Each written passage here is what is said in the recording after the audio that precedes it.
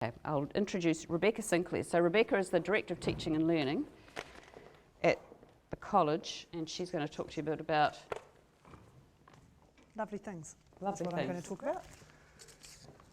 If I can. Tēnā koutou katoa. Welcome, and it's really, really lovely to have you all here in the beautiful Te Ara Hihiko. And I look forward to meeting more of you. I've had a chance to talk to a few of you already this evening, but I'm looking forward to talking to more of you either later on tonight or, you know, if you feel like just popping in for a cup of tea sometime, I'm always available, and it would be really great to get to know you a bit better. So, yeah, my name's Rebecca Sinclair. I'm the Director of Teaching and Learning here in the College of Creative Arts. And basically, my job is to have the kind of overview of all of the programs that we teach, both undergraduate to postgraduate, and to think holistically about content and delivery and ensure that all our programs offer students the most engaging, relevant and future-focused art and design education possible. And as an added bonus, I also get to go to a lot of meetings, which I really do enjoy, so that's a really lovely part of my job. Today, though, I'm going to talk to you about some recent changes both to our Bachelors of Design and Bachelor of Fine Arts degrees, and also then just have a wee session at the end about our portfolio application process, the changes that we've made recently, and also to ask you a little bit more about some future developments that we're thinking of making and to get a bit of feedback from you. I'll be really happy to take questions at the end, or if you're a little bit shy, a bit of a shrinking violet, we can always sort of just have a little one-on-one later. We've actually been undertaking a fair amount of navel-gazing over the last few years as part of our strategy to make visible our international standing and ensure that we benchmark against the best of the best around the world. As some of you may already know, and hopefully that includes all our staff, we've recently been awarded substantial equivalency by US accreditation body NASAD, which is the National Association of Schools of Art and Design. Yep, substantial equivalency. It's got a real ring to it, hasn't it? Substantial equivalency. We're substantially equivalent. It doesn't sound like much, but actually it's a really, really big deal. It's just a little plug for some fine art projects that went on a couple of years ago. Basically, it's the equivalent of accreditation for non-US institutions. And we're the first art and design school outside North America to receive it. And this means that our qualifications are recognised alongside those at Rhode Island School of Design, Cranbrook, CalArts, Parsons, Art Centre College of Design, School of the Art Institute of Chicago, among others. We had to put ourselves and our programs through a really, really rigorous review process, during which we were visited and assessed by a panel of experts and then scrutinised by the rather ominously named Commission. And as part of that process, we took the opportunity to review all of our qualifications and make some changes that we think will give students more choice, enhance our programs, and acknowledge the increasingly fluid nature of the creative industries that Claire's already alluded to. Right. So in many ways, the qualifications remain the same. Okay, students can still do a Bachelor of Fine Arts with Honours or a Bachelor of Fine Arts, or alternatively a Bachelor of Design with Honours and a Bachelor of Design.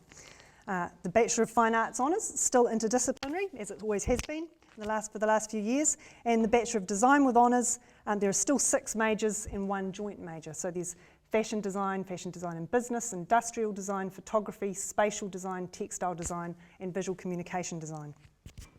But look under the bonnet and you'll see that, yes, we've pimped our programs. All of our qualifications are designed to develop the 5 CoCA graduate attributes: creativity, toi; virtuosity, mōhio; understanding, matauranga; autonomy, mana; and connectedness, whanaungatanga, which is quite hard to spell, incidentally. The basic changes are as follows. So year 1, what we've got is we've got a common year 1 across all of design and fine arts, with a really simple structure that actually gets followed in the remaining years of it as well. So studio pretty much takes up half the time, and that's the orange part. Students choose 4 out of 9 of the Studio 1 papers, covering a wide range of art and design media and approaches, which they'll do over 6 week-long blocks. In each block, students are exploring the same overall thematic brief, but answering it according to the specific art or design mode that they're pursuing.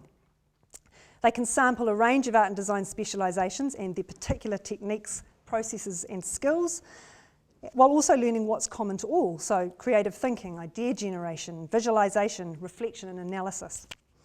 Even though students may be doing many different permutations of the specialisms, the overall Studio 1 program is conceived of as a whole with common progression and common experience. It's designed to welcome new students to CoCA and transition them to being part of the CoCA community and really kind of making that move from secondary education through to tertiary education. And also with the ability to make an informed choice about their major or their degree and a shared base for continuing their art and design study. So towards the end of that year, that's when students start to either choose whether they're going to do fine art or design, or if they are doing design, to choose their major. As well as that, they're doing a set of critical and contextual studies papers. Now that they do for about a quarter of the time. So the first thing was about half, now another quarter they do critical and contextual studies. And these focus specifically on the discourse of art and design, equipping students to, in basic terms, talk and think about stuff that's made. It's pretty much what they do. And then the remaining quarter of the time, it's studying electives, either from some exciting CoCA electives that we've got on offer or from others elsewhere in the university. And I'll talk a little bit more about that later. That's year 1, same for fine arts and design. In years 2 and 3, they split. So that's where they move off to do their Bachelor of Design Honours or Bachelor of Design, or Bachelor of Fine Arts Honours, Bachelor of Fine Arts. Again, I'm going to just have a little look at the Bachelor of Design again. Half the time spent in design studio, separated out into the 6 majors. Similar to first year, there's an overall common thematic brief that all majors address in ways specific to them, but with some common thinking and common learning experiences across the whole cohort. So in year 3, this will even extend to the potential for collaboration and teamwork across the majors. So we're really exploring those opportunities for students to be able to get together and move across and not just stick with the initial things that they've learned.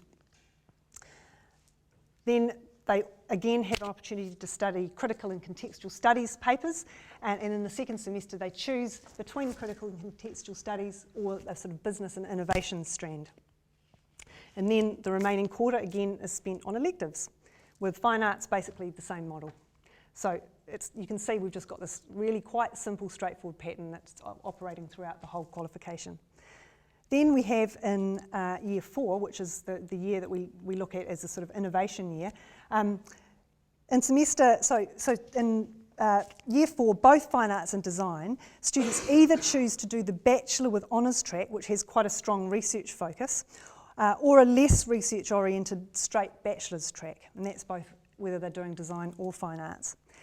Most of the time is taken up with research and studio projects. And just for those people who are from fine arts, I've kind of done a bit of a loose conglomeration of them both together. So this isn't exactly exact, but it gives you a vague kind of idea of the pattern. There's some elective opportunities in semester 1, and then in semester 2, all fine arts and design students take an external focus paper alongside their final project. So the external focus paper is designed to concentrate on the transition between university and career and assist students to project themselves, their work and their practice beyond undergraduate study. All fine arts and design students will be able to choose one of 3 lenses to work through, either a business and entrepreneurship lens, an exhibition lens, or a writing lens. And that's quite a significant part of the changes that we're making. And again, thinking about those ideas of transitioning, both from secondary school to tertiary education and then from undergraduate study out beyond into what they're going to be doing after that. So that external facing element of the programs is really being emphasised, with a real push to enable students to develop their creative career, in whatever form that might be. We offer internship papers as electives, for example. Many of the studio projects we'll be running will be externally engaged, whether with industry, community, cultural or other organisational partners. Our own business and innovation strand explores the multiple ways creative practitioners might manage their career. Students are encouraged to consider electives from outside the college, such as business papers. And as I've just noted, the final year is all about getting yourself out there. We also have our wonderful Open Lab, which offers another transition between university and the world, where graduates and students can undertake internships that provide another teaching and learning experience in a professional yet supportive environment. So the other kind of key points to note are that in the Bachelor of Design Honours, students are now able to take the Fashion and Business joint major that we offer. So previously that was only ever able to be done in the Bachelor of Design. That's a change. In the Bachelor of Design Honours, students are now able to do minors from our other areas in the university. So, for example, they could do Bachelor of Design majoring in Industrial Design and with a minor in Marketing, or they could do a Bachelor of Design majoring in Visual Communication Design with a minor in Media Studies. And so we're also in the process of developing further minors of our own from the range of electives that we offer, so that people can kind of tailor their degree further. So the basic idea with all of the elective opportunities is that students can use them to customise their educational experience, using them to support their particular interests or potential career focus. We offer a range of really interesting ones, from social media to open design and digital fabrication to creative ecologies to VFX. Elective strands can, for example, offer a fashion technology focus to a fashion design major, or a service design focus to a spatial design major, or a film production focus to a visual communication design major. The fact that the design majors all have exactly the same structure and also some shared components and experiences means that moving between them later down the track, if a student changes their focus, will be much more smoothly accommodated. And obviously the changes acknowledge the increasing permeability of the creative industries and equip students with the skill set to negotiate those industries. And we can't wait to see what the future students are going to generate. So that's the part of the presentation that deals with what the changes to our degrees are. And now what I want to do is just move into the portfolio process. And perhaps the easiest way to do this is I'll do this first, and then we can kind of take questions and comments and things at the end. And I will in fact be asking for your feedback on the next section. So our portfolio changes. This year, there's just a few really key changes to note, and we've made these changes for a range of reasons, and one of them for sort of streamlining that whole application process for students who are often applying to a range of institutions, and we're wanting to kind of make that a little bit easier for them, because we're aware of the fact that some of our old portfolio requirements were quite different to some of the other institutions around, so we've tried to make that a little bit easier. So the key thing is, and the other thing is just aligning it with some of our other university application things like accommodation applications and things. So we've tried to align ourselves with that as well in terms of the date. So the new date is now the 1st of October. It used to be the 15th of October. The new date is now the 1st of October. It's been brought forward. The format's changed. It's now A4, used to be A3. The size has changed. Now we're asking for 12 to 24 of those A4 pages, and the content. So now we're saying high quality colour reproductions of recent art or design work, including developmental work. That's pretty much what we're asking for. So it literally is getting students to show us their recent work, and we're just asking for the standard format. Okay, right, so now that I've got you all as a captive audience, I want to run past a few ideas that we've been mulling around with. Around automatic selection to our programs, and we're really keen to get your feedback on some of these ideas. And the other one is ideas around fast-tracking application processes. So if we can, I'll talk to you about them, and then I think at the end we'll perhaps try and have a bit of a conversation. And we've also got the lovely Jeanette over there has some little forms which, if you don't feel like speaking up, you may like to just fill in and drop back to her. So the first thing is this idea about automatic entry. So basically, this is acknowledging that students are already really excellently prepared and assessed through the whole secondary school and NCEA process, and we sort of wanted to acknowledge that and recognise it in our selection process. So what we're suggesting is this, that students who've been endorsed with excellence at level 2 NCEA, including an excellence endorsement in at least one relevant art, design or technology subject, would automatically gain provisional entry to our programs.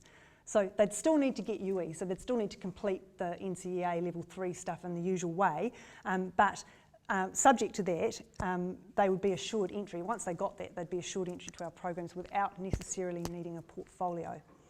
So that's the first thing we want to put out there, but what we are saying is that we would still require that they would do at least one art, design, technology paper, subjects, at level 3. It's just that they don't necessarily need to get excellence in it at that point. And we can talk a bit about that. So that's the first idea. And our second idea is our fast-track assessment process. So we're looking at the idea of fast-tracking portfolio applications by assessing them as they're received between 1st of July, 1st of October, and then therefore allowing candidates who are unsuccessful on their first attempt to actually, regroup and reapply if they want to, and can do it before that time period. So it just gives people a bit more of a chance to have a go early on and see what happens and maybe learn from that and come back if they're not successful. Again, they'd be offered provisional acceptance subject to them achieving university entrance in the usual way. So those are our two ideas, and I might go back to that one because that's probably the one that you kind of have to look at a little bit. So basically it's the idea that students who are high achieving at secondary school should be able to get automatically into our programs. That's effectively what this is, but it's us trying to categorise it in some way. So really keen to get your feedback in any way, shape or form, and I can see someone